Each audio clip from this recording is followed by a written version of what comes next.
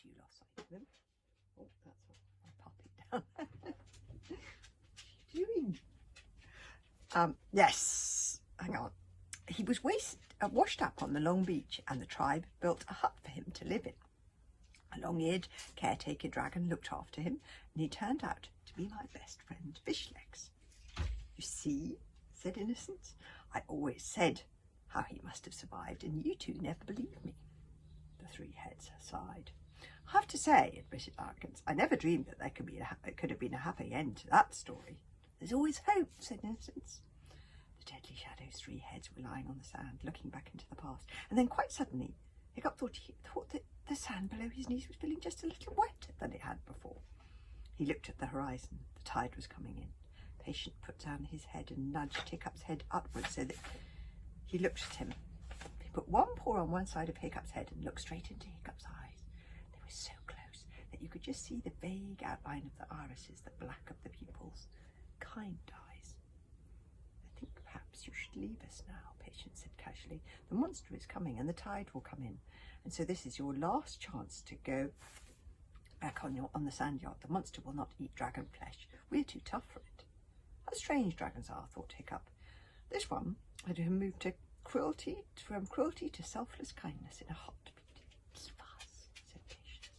Leave us, repeated Innocence and Arrogance. We won't drown, Patience assured him. We have guilt. Hiccup dropped his head from the mesmerising, hypnotising gaze and carried on working the dragon trap. You lie, you're not a sea dragon, said Hiccup shortly. Trust Hiccup to know his dragon species. You're an air dragon. Those girls only work up to a certain point. But after a minute he called out to Kamikaze, who was patrolling round them with her fiercest bug burglar expression on her face, swords drawn. He's run off with my slipper, that puppy. Oh dear. Hang on, I'm just going to shut the door.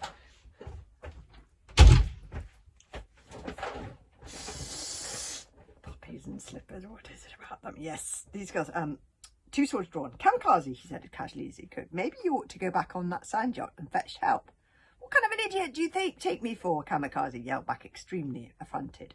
I'm not a 5-year-old and I'm not leaving you until you're leaving. Hiccup worked on, shivering now in the cold wind, fingers numb, his dragon suit pathetically stained with red. On, Hiccup worked, even though the monster is coming.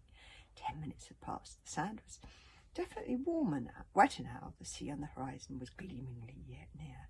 15 minutes gone. But he was so close now. He could feel it so close. And oh joy! The pieces of the logs fell apart in his hands, and the trap sprang open. It is such a wonderful moment when that happens.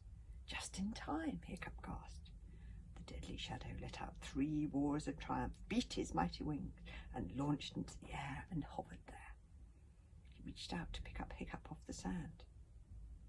Hiccup reached out his own hands towards the now airborne dragon, and he felt a horrible, clammy something grab him with dreadful force around the middle. The ankle. Hiccup! Grim screamed Kamikaze as a gigantic dragon claw with huge eyes on the end of it dragged Hiccup down, down, down. Below the sand. Look at the eyes on the end of that claw. Scary. 23 is called Some Dragons Really Are Monsters.